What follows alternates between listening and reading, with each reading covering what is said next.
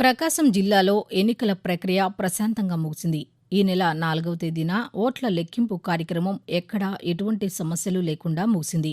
జిల్లాలోని 8 అసెంబ్లీ స్థానాల్లో 6 స్థానాల్లో తెలుగుదేశం పార్టీ, 2 స్థానాల్లో వైఎస్సార్ కాంగ్రెస్ పార్టీ అభ్యర్థులు విజయం సాధించారు. ఒంగోలు పార్లమెంట్ నియోజకవర్గం నుంచి తెలుగుదేశం పార్టీ అభ్యర్థి మాగుంట శ్రీనివాసులురెడ్డి 6వసారి విజయం సాధించారు. జిల్లాలో కొండపి నియోజకవర్గం నుంచి 3వసారి విజయం సాధించిన డాక్టర్ డోలా బాల వీరాంజనేయ స్వామి నూతనంగా ఏర్పాటైన ఎన్డీఏ కూటమి మంత్రివర్గంలో తెలుగుదేశం తరపున సాంఘిక సంక్షేమ శాఖ మంత్రిగా నియమితులయ్యారు. సార్వత్రిక ఎన్నికలు ముగియడంతో జిల్లాలోని 8 అసెంబ్లీ, ఒంగోలు పార్లమెంటు పరిధిలో ఎన్నికల్లో వినియోగించిన ఈవీఎంలను గోదాములలో భద్రపరిచారు. ఈ నెల 4వ తేదీన ఓట్ల లెక్కింపు ప్రక్రియ ముగిసిన అనంతరం రాజకీయ పార్టీల ప్రతినిధుల సమక్షంలో ఈవీఎంలను ఒంగోలు మామిడిపాలెం వద్ద ఈవీఎం గోదాములలో భద్రపరిచినట్లు జిల్లా కలెక్టర్, జిల్లా ఎన్నికల అధికారి ఏఎస్ దినేష్ కుమార్ తెలిపారు.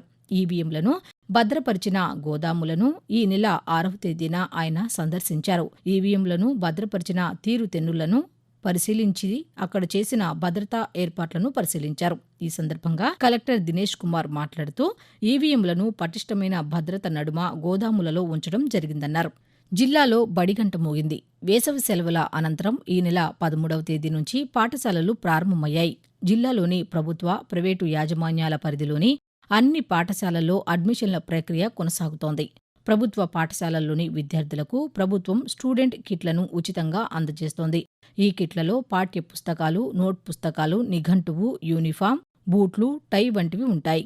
జిల్లాలో 1వ తరగతి నుంచి 10వ తరగతి వరకు ప్రభుత్వ పాఠశాలల్లో చదువుతున్న 193,440 మంది విద్యార్థులకు కిట్లు పంపిణీ చేయనున్నారు. ఇప్పటి వరకు 137,630 మందికి కిట్లను పంపిణీ చేయడం జరిగిందని, మిగిలిన విద్యార్థులకు కూడా త్వరలో కిట్లను అందిస్తామని విద్యాశాఖ అధికారులు తెలిపారు. అలాగే జిల్లాలోని ప్రభుత్వ పాఠశాలల్లో చదివే విద్యార్థులకు 10,80,628 నోట్ పుస్తకాలు అవసరమని విద్యాశాఖ అధికారులు ప్రతిపాదనలు పంపడం జరిగింది. జిల్లాలో నైరుతి రుతుపవనాల ప్రభావంతో ఈ నెల మొదటి నుంచి విస్తారంగా వర్షాలు కురుస్తుండటంతో రైతులు ఖరీఫ్ సాగుకు సిద్ధమవుతున్నారు. ఈ నెల సగటు వర్షపాతం 57.9 మిల్లీమీటర్లు కాగా ఈ నెల 9వ తేదీ నాటికి 67.7 మిల్లీమీటర్ల వర్షపాతం నమోదైంది. ఇది సగటు వర్షపాతానికంటే 10% అధికం. జిల్లాలోని 39 మండలాలలోనూ అధిక వర్షపాతం నమోదైంది. తొలకరి వర్షాలు పడటంతో రైతులు పంట భూములు దున్ని సాగుకు సిద్ధమవుతున్నారు. ఈ ఏడాది జిల్లాలో 154,739 హెక్టార్ల విస్తీర్ణంలో 20 రకాల పంటల సాగు ద్వారా 166,569 మెట్రిక్ టన్నుల పంట ఉత్పత్తి లక్ష్యంగా నిర్దేశించారు. జిల్లాలో పొగాకు రైతులకు మంచి ధర లభిస్తోంది. కొనుగోళ్లు జోరుగా సాగుతున్నాయి. ఇప్పటి వరకు లో గ్రేడ్ కొనుగోళ్లు జరగ్గా ప్రస్తుతం బ్రైట్ రకాలు వేలానికి వస్తున్నాయి. గతంలో ఎన్నడూ లేని విధంగా గరిష్టంగా కిలోకు 323 రూపాయల మేర ధర లభిస్తోంది.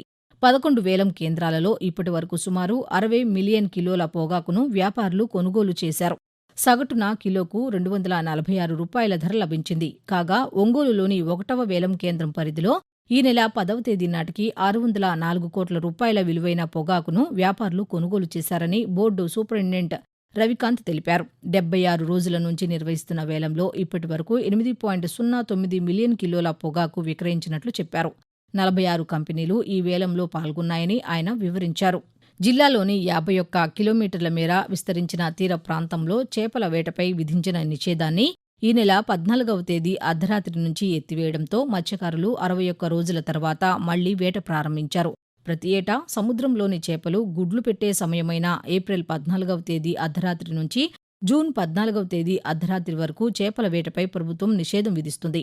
ఈ ఏడాది కూడా చేపల వేటపై నిషేధం విధించారు. నిర్దేశించిన గడువు ముగియడంతో నిషేధం ఎత్తివేస్తున్నట్లు జిల్లా మత్స్యశాఖ సంయుక్త సంచాలకులు ఏ చంద్రశేఖర్ రెడ్డి తెలిపారు.